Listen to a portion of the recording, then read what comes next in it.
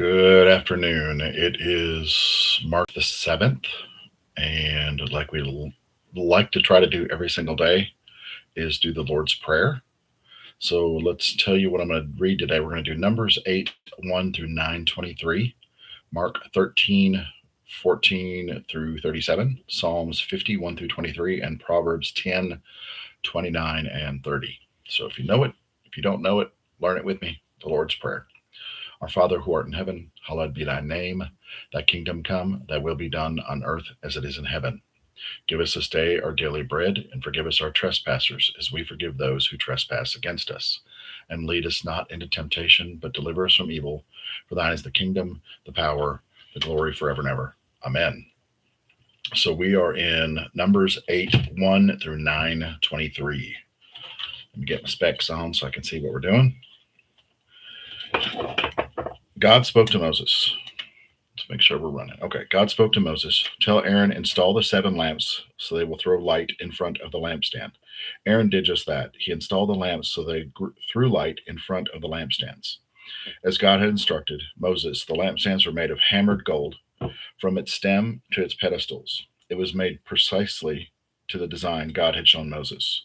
God spoke to Moses, take the Levites from the midst of the people of Israel and purify them to do God's work. This is the way you do it. Sprinkle water of absolution on them. Have them shave their entire bodies. Have them scrub their clothes. Then they will have purified themselves. Have them take a young bull with an accompanying grain offering of fine mixed flour mixed with oil, plus a second young bull for an absolution offering. Bring the Levites to the front of the tent of the meeting and gather the entire community of Israel. Present the Levites before God as the people of Israel lay their hands on them. Aaron will present the Levites before God as a wave offering from the people of Israel, so that they will be ready to do God's work. Have the Levites place their hands on their heads of the bulls, selecting one for the absolution offering and the other for the whole burnt offering. To God, make them atonement for the Levites. Then have the Levites stand in front of Aaron and his sons and present them as a wave offering to God. This is the procedure for setting apart the Levites from the rest of the people of Israel. The Levites are exclusively for my use. After you have purified the Levites and presented them as a wave offering to God, they can go in the tent of the meeting. The Levites have been selected out of the people of Israel for my exclusive use. They function in a place of every firstborn male to be an Israelite.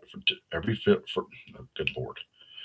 They function in a place of every firstborn male to an Israelite woman. Every firstborn male in Israel, animal or human, is set apart for my use. When I struck down all the firstborn in Egypt, I consecrated them for my holy use. But now I take the Levites as stand ins in place of every firstborn son of Israel. Selected out of the people of Israel, I have given the Levites to Aaron and his sons to do all the work involved in the tent of the meeting on behalf of all the people of Israel, and to make atonement for them so that nothing bad will happen to them when they approach the sanctuary. Moses and Aaron and the entire community of the people of Israel carried out these procedures with the Levites, just as God had commanded Moses. The Levites purified themselves and scrubbed their clothes. Then Aaron presented them as a wave offering before God and made atonement for them to purify them. Only then did the Levites go to work at the tent of the meeting. Aaron and his sons supervised them, following the directions God had given. God spoke to Moses. These are your instructions regarding the Levites. At the age of 25, they will join the workforce in the tent of meeting. At the age of 50, they must retire from their work. They can assist their brothers in the tasks in the tent of the meeting. They are not permitted to do the actual work themselves. There are ground rules for the work of Levites. God spoke to Moses in the wilderness of Sinai in the first month of the second year of leaving Egypt. Have the people of Israel celebrate Passover at this time. Celebrate it on a schedule on the evening of the 14th day of this month, following all the rules and procedures. Moses told the people of Israel to celebrate the Passover, and they did. In the wilderness of Sinai at evening of the 14th day of this first month, the people of Israel did it all just as God had commanded Moses. But some of them couldn't celebrate the Passover on the assigned day because they were ritually unclean on account of a corpse. So they presented themselves before Moses and Aaron on Passover and told Moses, we have become ritually unclean because of a corpse. But why should we be barred from bringing God's offering along with other Israelites on the day set for Passover? Moses said, give me some time.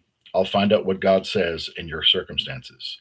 God spoke to Moses, "Tell the people of Israel, if one or another of you is ritually unclean because of a corpse, or you happen to be off on a long trip, you may still celebrate God's Passover.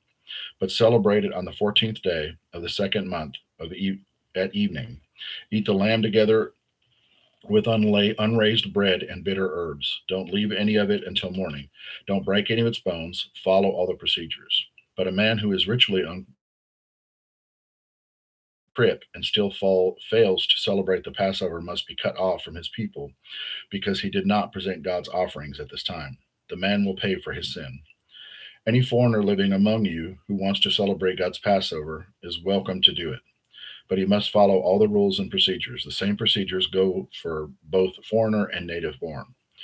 The day the dwelling was set up, the cloud covered the dwelling of the tent of the testimony from sunset until daybreak.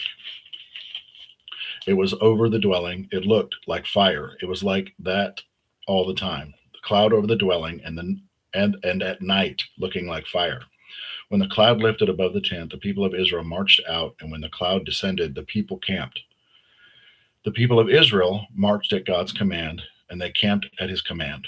As long as the cloud was over the dwelling, they camped, even when the cloud hovered over the dwelling for many days. They honored God's command and wouldn't march, excuse me. They stayed in camp, obedient to God's command, as long as the cloud was over the dwelling. But the moment God issued orders, they marched. If the cloud stayed only from sunset to daybreak, and they lifted at daybreak, they marched. Night or day, it made no difference. When the cloud lifted, they marched. It made no difference whether the cloud hovered over the dwelling for 2 days or a month or a year. As long as the cloud was there, they were there. And when the cloud went up, they got up and marched. They camped at God's command, and they marched at God's command. They lived obediently by God's orders as delivered by Moses. Today was a little short one. Numbers 8:1 through 9:23 said, God sets apart the Levites for service. They are purified and dedicated to help the priest in work of the tabernacle. Then God commands Israel to observe the Passover, reminding them of his deliverance from Egypt. Finally, the chapter describes the cloud of God's presence over the tabernacle. When it moves, Israel moves. When it stays, they stay. The key message says God calls his people to purity, remembrance, and obedience. The Israelites didn't move unless God moved. Following God's timing, not your own, the life principle. So God set apart the Levites. I know I'm not a Levite. My last name's Leviscus, so it's pretty close. So we'll go with that. God set apart the Levites for service. I feel like that's what I do, is serve people. Okay.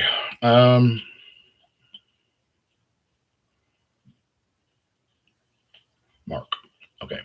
Mark 13:14 through 37. Today's going to be a short one, I think. But be ready to run for it when you see the monster of desecration set up where it should never be. You who can read, make sure you understand what I'm talking about.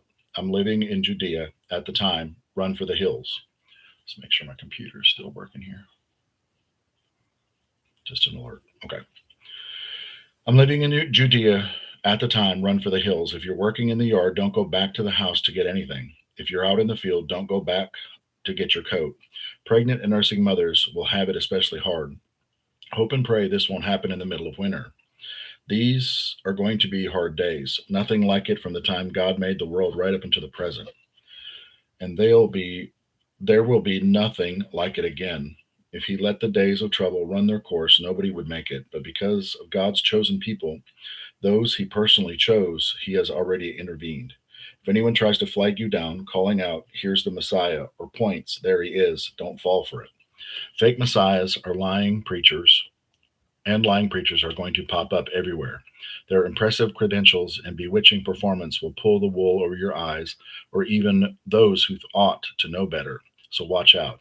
I've given you fair warning. Follow those hard times.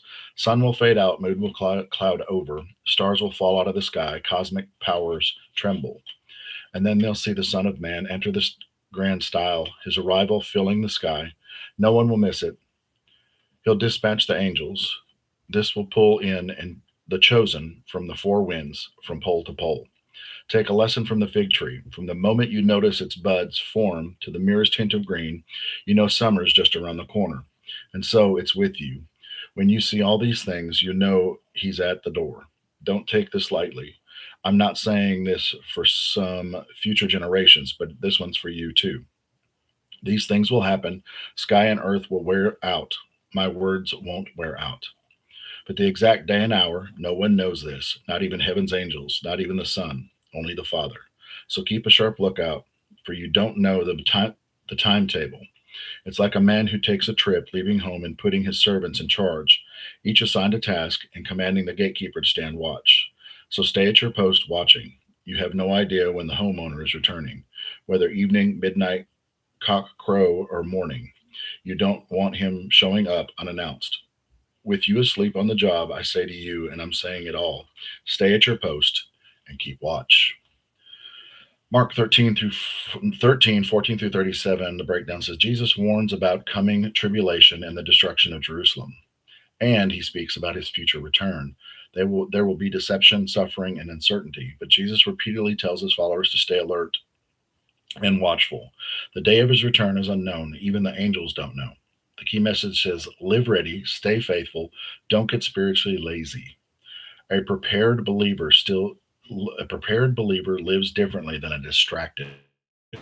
That's true. You know, be ready to run for the hills. So something I saw in that was the fig tree when the buds and the green starts coming out. And it's funny that we're at March 7th and we're starting to see the blossoms on the trees and things like that. And it's just kind of coincidental that it's falling where we are reading right now. I don't know, it's just kind of strange to me. Okay, Psalms 51 through 23 says, the God of gods is God, speaks out, shouts earth, welcomes the sun in the east, farewells the departing sun in the west. From the dazzle of Zion, God blazes into view. Our God makes his entrance. He's not shy in his coming. Starburst of fireworks precede him. His summons, he summons heaven and earth as a jury. He takes his people to court. Round up my saints who swore on the Bible their loyalty to me. The whole cosmos attests to the fairness of the court, that here God is judge. Are you listening, dear people? I'm getting ready to speak. Israel, I'm about ready to bring you to trial. This is God, your God, speaking for you. I don't find fault with your acts of worship. They frequent burnt sacrifices you offer. The frequent burnt sacrifices you offer. But you should, I want your blue ribbon bull. But why should I want your blue ribbon bull? Excuse me. Or more or goats from your herds. Every creature in the forest is mine, the wild animals, all the mountains. I know every mountain bird by name. The scampering field mice are my friends. If I get hungry, do you think I'll tell you? All creation and its bounty are mine. Do you think I feast on venison, or drink draughts of goat's blood? Spread for me a banquet of praise. Serve high God a feast of kept promises, and call for help when you're in trouble. I'll call you, and you'll honor me. Next, God calls up the wicked. What are you up to? Quoting my laws, talking like we're good friends. You never answer the door when I call. You treat my words like garbage. If you find a thief, you make him your buddy. Adulterers are your friends of choice. Your mouth drools filth. Lying is a serious art form with you. You stabbed your own brother in the back, rip off your little sister. I kept a quiet patience while you did these things. You thought I went along with your game. I'm calling you out on the carpet now. I'm laying your wickedness out in plain sight. Time's up for playing fast and loose with me. I'm ready to pass sentence, and there's no help in sight. It's the praising life that honors me. As soon as you set foot on the way, I'll show you my salvation. Breakdown of Psalms 5, 1 through 23 says God calls his people into judgment, but not because they failed or to offer sacrifices. The problem is their hearts. They perform religious acts but live hypocritically. God reminds them he doesn't need their sacrifices. He wants thanksgiving, obedience, and a right heart. The key message is God values authentic worship over empty religion. God wants your heart more than your rituals. Lastly, we got Proverbs 10, 29, and 30. God is a solid backing to a well-lived life, but he calls into question a shabby performance. Good people last, they can't be moved. The wicked are here today, but gone tomorrow. So the breakdown of Proverbs 10, 29 and 30 says the two past paths are contrasted.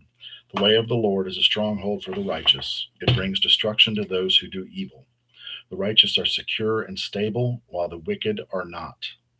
The key message says walking with God creates stability in life.